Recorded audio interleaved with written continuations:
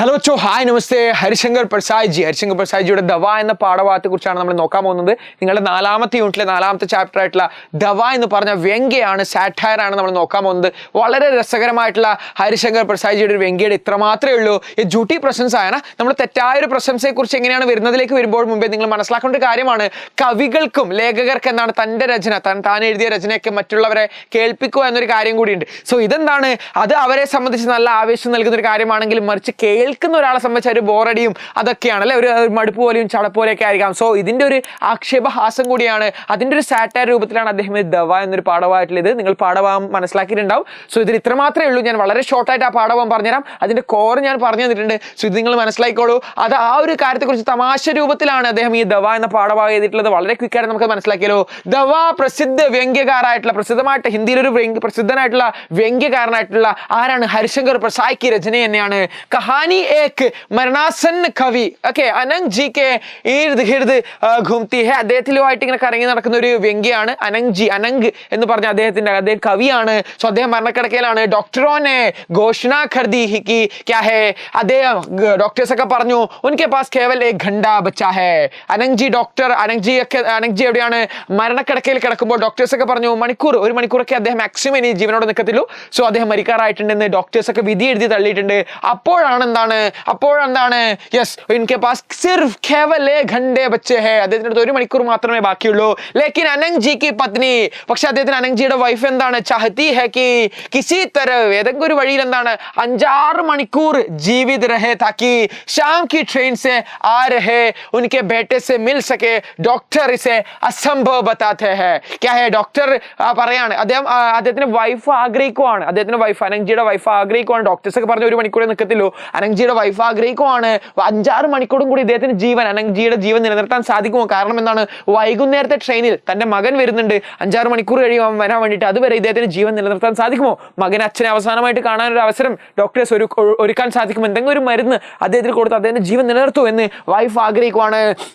Okay, അപ്പോൾ അദ്ദേഹം പറഞ്ഞു, ഡോക്ടർ പറഞ്ഞു ക്യാ ഹെ? ഡോക്ടർ ഇസ് അസംഭവ് കഹാ. ഡോക്ടർ എന്ന് പറഞ്ഞു this is impossible, it's not possible, it's impossible എന്ന് ഡോക്ടർ പറഞ്ഞു, വിധി എഴുതി. ഇനി എന്തെങ്കിലും മെഡിക്കൽ മിറാക്കിൾ സംഭവിക്കോ? എല്ലാത്തിനും ട്വിസ്റ്റ് ഉണ്ടല്ലോ, ഒരു മിറാക്കിൾ ഇവിടെ സംഭവിക്കുന്നുണ്ട്, നമുക്കത് കാണാം. തബി അനങ് ജി കാ ഏക് മിത്ര ആത്താ ഹെ. അപ്പോഴാണ് അനങ് ജിയുടെ ഒരു സുഹൃത്ത് വരുന്നത്. അപ്പോഴെന്താണ് और ധവാ കർത്താ ഹെ കി ക്യാ ഹെ? ധാവയാണ്, ഒരു പ്രസ്താവനയാണ് ധാവ എന്ന് പറയുന്നത്. ആ ധവാനെ ഇവിടെ ധാവയാണ്. അപ്പൊ എന്താണ്, സുഹൃത്ത് വന്നിട്ട് അതെന്താണ് ഒരു പ്രസ്താവന പറയാണ് കി വഹ് ഉന്നെ ജീവിത് രഹ സക്താ ഹെ. അദ്ദേഹത്തിന് ജീവനോടെ, സുഹൃത്ത് വന്നിട്ട് പറയാണ് എനിക്ക് ഇദ്ദേഹത്തിന് ജീവനോടെ നിർത്താൻ സാധിക്കുമെന്ന് സുഹൃത്ത് വന്നിട്ട് ഒരു ധാവയാണ്, ധാവ ഒരു പ്രസ്താവന സ്റ്റേറ്റ്മെന്റ് അദ്ദേഹം വന്ന് പറയാണ്. അപ്പോഴെന്താണ്, വഹ് ജാൻതാ താ കി ഏക് കവി കെ ലിയെ സബ്സെ ബഡി ദവായ സഞ്ജീവനി എന്ന് പറയുന്നതാണ് ഉസ്കി അപ്നി കവിതായെ സുനാന ഹെ എന്നാണ്. സുഹൃത്തിന് അറിയായിരുന്നു ഒരു കവിയാണ് അല്ലെ, അനങ് ജി കവിയാണ്. ഒരു കവിയെ സംബന്ധിച്ച് അദ്ദേഹത്തിന്റെ രചനകൾ അദ്ദേഹത്തിന് തന്നെ കേൾപ്പിക്കുന്ന, അദ്ദേഹത്തിന് അതൊന്ന് പുറത്തേക്ക് കാഴ്ചവെക്കുന്ന തന്നെയാണ് ഒരു രചയിതാവിനെ കുറിച്ച്, ഒരു കവിക്ക് സംബന്ധിച്ച് ഏറ്റവും ശ്രേഷ്ഠമായ കാര്യമെന്ന് അദ്ദേഹത്തിന് സുഹൃത്തിന് അറിയാമായിരുന്നു. അപ്പോൾ സുഹൃത്ത് വന്ന് എന്ത് ചെയ്തു? മിത്ര അനങ് ജി സെ കഹ്താ ഹെ. സുഹൃത്ത് അനങ് ജിയോട് പറയാണ്, ജാത്തെ ജാത്തെ അപ്നി സുരീലി ആവാസ് മേ കുച്ച് സുനാ ജായേ. പോകുന്ന വഴിക്കെന്താണ്, താങ്കൾ എന്തായാലും മരിക്കാറായി അല്ലെ, താങ്കൾ സുരീലിക്കാ ഹെ, നല്ല മാധുര്യമുള്ള താങ്കളുടെ ശബ്ദം കൊണ്ട് കുറച്ചെന്തെങ്കിലും എന്താണ് നിങ്ങൾക്ക് പാട്ട് നമ്മൾ കേൾപ്പിക്കൂ, താങ്കളുടെ രചനയൊന്ന് പാടി കേൾപ്പിക്കൂ, എന്നിട്ട് മരിച്ചാലും എന്ന് സുഹൃത്ത് ആവശ്യപ്പെടുവാണ്.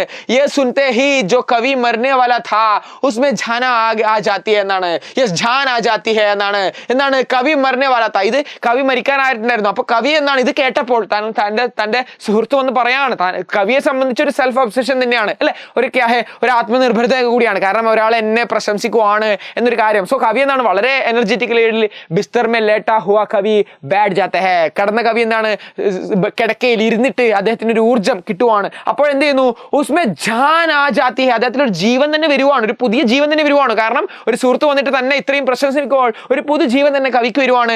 വേ കഹത്തെ ഹെ. അദ്ദേഹം പറയാണ്, അദ്ദേഹം എന്താണ് പറയുന്നത്? പ്രാർത്ഥന ഠാലി നഹി ജാ സക്തി ആണ്. താങ്കളുടെ റിക്വസ്റ്റ്, പ്രാർത്ഥന എന്ന് പറഞ്ഞാൽ ഹിന്ദിയിൽ റിക്വസ്റ്റ് രൂപത്തിലാണ് വരുന്നത്. പ്രാർത്ഥന എന്ന് പറഞ്ഞാൽ റിക്വസ്റ്റ് ആണ്. താങ്കളുടെ റിക്വസ്റ്റ് അങ്ങനെ ബാക്കി വെച്ച് മരിക്കുന്നത് ശരിയല്ലല്ലോ. അപ്പൊ എന്ത് ചെയ്യാം, ക്യാ ഹെ और अपनी कापी मांगकर कविता पाठ शुरू कर देते हैं. തന്റെ കോപ്പി എന്ത് ചെയ്യുന്നു, അലമാരയിൽ നിന്ന് എടുത്തു തരൂ എന്ന് പറഞ്ഞു, തന്റെ നോട്ട്ബുക്ക് അലമാരയിൽ നിന്ന് എടുത്തു തരൂ, ഞാനത് എന്ത് ചെയ്യാം, താങ്കൾക്ക് പാടി കേൾപ്പിക്കാം എന്ന് പറഞ്ഞ് അദ്ദേഹം എന്ത് ചെയ്യുന്നു, പാടാൻ ആരംഭിക്കുകയാണ് ചെയ്യുന്നത്. ഘണ്ടേ ബീജ് ജാത്തി ഹെ. 3ാമത്തെ പാരഗ്രാഫ് പാരഗ്രാഫാണ്, നോട്ട് ചെയ്തോളൂ. മണിക്കൂറുകൾ കടന്നു പോവുകയാണ്. ശ്യാം കോ ജബ് ബേട്ട ആത്ത ഹെ, വൈകുന്നേരം മകൻ വന്നപ്പോൾ ഏക് വിഡംബനാപൂർണ്ണ ദൃശ്യ ദിക്താ ഹെ എന്നാണ് പറയുന്നത്. വിഡംബന എന്ന് പറയുന്നതും സാറ്റാറിൽ തന്നെയാണ്. ഓക്കെ, സാറ്റാറിൽ തന്നെയാണ്, ആക്ഷേപഹാസ്യം തന്നെയാണ്. എന്താണ് ആ ഒരു ആക്ഷേപഹാസ്യം? ജിസ് പിതാ ക്യാ ജിസ് പിതാ, ആ കവി എന്താണ്? മരനേക്കാ ഡർത്ത, മരിക്കാൻ പോയ ഒരാളാണ്. വേ മജേസെ കവിത പഠ രഹേ, അദ്ദേഹം എന്താണ്? എൻജോയ് ചെയ്തിട്ട് കവിത പാടുകയാണ്. ലേക്കിൻ ഉനിക്ക് കവിത സുന്നത്തെ ക്യാ ഹെ, അദ്ദേഹത്തിന്റെ കവിത കേട്ട് വഹ് ബലാ മിത്ര, അദ്ദേഹത്തിന്റെ ജീവൻ തിരിച്ചു കിട്ടാൻ ആഗ്രഹിച്ച ആ സുഹൃത്തിന് എന്ത് സംഭവിച്ചിട്ടുണ്ട്? അദ്ദേഹത്തിന്റെ ബല ആഗ്രഹിച്ച ആ സുഹൃത്ത് എന്ത് പറ്റി? ജോ ഉനെ ജീവിത് രഖ്നെ കെ ലിയെ ആയാ താ, കവിയെ ജീവിപ്പിക്കാൻ വേണ്ടി വന്ന ആ സുഹൃത്തിന് എന്ത് പറ്റി? ഓക്കെ, ബോറിയത് और बोर होके और तखान से मर चुका है. ബോർ അടിച്ചിട്ടും ക്ഷീണിച്ചിട്ടും എന്ത് ചെയ്യുന്നു? ഇദ്ദേഹത്തിന് ഈ കാട്ട് ഇത്രയും മണിക്കൂറുകളും കേട്ട് അദ്ദേഹത്തിന് എന്താണ്? മരിച്ചു പോയിട്ടുണ്ട്. ബോറടിച്ച് ക്ഷീണിച്ച് എന്ത് ചെയ്തിട്ട് അദ്ദേഹത്തിന് എന്താണ്? ആ ഒരു സുഹൃത്ത് മരിച്ചു കാഹേ. ഓക്കെ, കവി എന്താണ്? ജീവനോടെ നിൽക്കുകയും ഈ പാട്ട് കേട്ടിട്ട് കവിയോട് പാട്ട് പാടൂ, നിങ്ങളെ ജീവിപ്പിക്കാമെന്ന് റിക്വസ്റ്റ് ചെയ്ത സുഹൃത്ത്, അദ്ദേഹത്തിന് നല്ലത് ആഗ്രഹിച്ച സുഹൃത്ത് മരിച്ചുപോയ ഒരു കാഴ്ചയാണ് നമുക്കിവിടെ കാണാൻ സാധിക്കുന്നത്. അപ്പോൾ എന്താണ് ഈ വ്യംഗ്യ? ഇതൊരു വ്യംഗ്യമാണ്, ഇതൊരു സാറ്റയർ. എന്താണ് ചിത്രീകരിക്കുന്നത്? ദർശാത്ത है कि रचना सुनाने का मोह मृत्यु की भी ढाल सकता है. बोलो क्या है? यस, आप देख सकते हैं, भले ही सुनने वाला ऊब कर मर जाए. യെസ്, സോ ഇതാണ് ഈ ഒരു പാഠഭാഗത്തിൽ രചന നമുക്ക് കാണാൻ സാധിക്കുന്ന ഒരു വ്യംഗ്യമാണ്, ഒരു സാറ്റയർ ആണ്. ഇതിൽ ഇത്ര മാത്രമേ ഉള്ളൂ പറയുന്നല്ലോ. क्या है आप देख सकते हैं, രചന क्या है सुनाने का मोह मृत्यु का भी ढाल सकता है. ആ രചന കേൾക്കണമെന്ന് ആഗ്രഹിച്ച അദ്ദേഹത്തിന് എന്താണ്? മരണത്തിലേക്ക് നയിച്ചതും. അതുപോലെ തന്നെ ഭലേ ഹി സുന്നേ വാല ഊബ് കർ മർ ജായേ എന്നതാണ്, കേട്ട ആൾക്ക് മരണം സംഭവിച്ചൊരു കാര്യത്തെ ഒരു വ്യംഗ്യ രൂപത്തിലാണ് ഇവിടെ പറഞ്ഞിട്ടുള്ളത്. ഇത് ധവ എന്ന് പറഞ്ഞ മെഡിസിൻ എന്ന് പറഞ്ഞത്, ഒരു മെഡിസിൻ കൊണ്ടുവന്ന ആൾ മരിച്ചുപോയതും മരിച്ചെന്നാണ്. അത് ആ മെഡിസിൻ എഫക്റ്റ് ആയത് ആർക്കാണ്? നമുക്ക് കണ്ടിട്ടുണ്ട്, കവിക്കാണ്. കവിയെ സംബന്ധിച്ച് ഒരു രചയിതാവ് അല്ലെങ്കിൽ ഒരു ലേഖകനെ സംബന്ധിച്ച് തന്റെ രചന, മഹത്തരമായിട്ടുള്ള സൃഷ്ടി മുന്നോട്ട് വെക്കുക എന്ന് പറയുന്നത്, മറ്റൊരാൾ അത് കേൾക്കാനുണ്ടെന്ന് പറയുമ്പോൾ ഒരു രചയിതാവ് അല്ലെങ്കിൽ ഒരു കലാകാരനെ സംബന്ധിച്ച് അതൊരു വളരെ മഹത്വപൂർണ്ണമാണ്. മറിച്ച് അത് കേട്ടിരിക്കുന്ന ആളെ സംബന്ധിച്ച് അതൊരു ബോറടിയുള്ള പരിപാടിയാണെന്നൊക്കെ പറയുന്ന ഒരു വ്യംഗ്യമാണ്, ഒരു സാറ്റയർ ആണ്. നിങ്ങൾ ആ ഒരു രസകരമായിട്ട്, ആ ഒരു രസകരമായിട്ട് തന്നെ മനസ്സിലാക്കാൻ ശ്രമിക്കുക. സോ ഈ ഒരു പാഠഭാഗത്തിൽ വളരെ ഇമ്പോർട്ടൻ്റ് എന്ന് പറയുന്നത് അഡ്വർടൈസ്മെന്റ് ആണ്. അഡ്വർടൈസ്മെന്റ് എന്തായാലും നിങ്ങൾ ഈ ഒരു പാഠഭാഗത്ത് ഒരു അഡ്വർടൈസ്മെന്റ് ആഡ് എങ്ങനെയാണ് ഉണ്ടാക്കേണ്ടത്, ഒരു വിജ്ഞാപനം എന്ന് പറഞ്ഞ അഡ്വർടൈസ്മെന്റ് എങ്ങനെയാണ് ചെയ്യേണ്ടത് എന്നൊരു ക്വസ്റ്റ്യൻ എന്തായാലും ഈ ഒരു പാഠഭാഗത്ത് ഉണ്ടാവും. നമ്മൾ ഓൾറെഡി നമ്മുടെ ആപ്പിലൊക്കെ ഡിസ്കസ് ചെയ്തിട്ടുണ്ട്. സോ ജസ്റ്റ് നമ്മുടെ ബാച്ചിന്റെ അകത്ത് തന്നെ നിങ്ങൾക്ക് എന്താണ് ഇതൊക്കെ ഓൾറെഡി ഞാൻ ഡിസ്കസ് ചെയ്തതാണ്.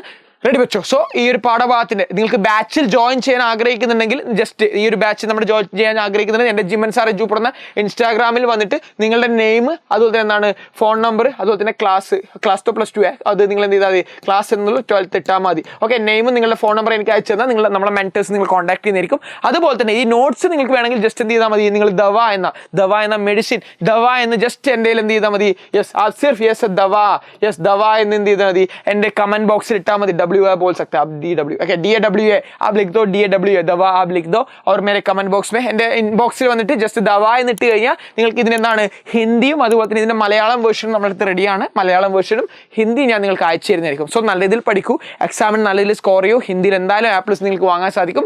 സോ ഇത്ര മാത്രമേ എനിക്ക് പറയാനുള്ളൂ. तो बच्चों अच्छे से पढ़ लो और व्यंग्य आइटला हरिशंकर प्रसाद जी का जो व्यंग्य हमने अच्छी तरह से समझ लिया. तो बच्चों मिलते हैं अगली वीडियो में, तब तक के लिए एक अनोखा ताजा सेशन के साथ मैं आऊंगा. तब तक के लिए धन्यवाद. जय हिंद एंड थैंक यू.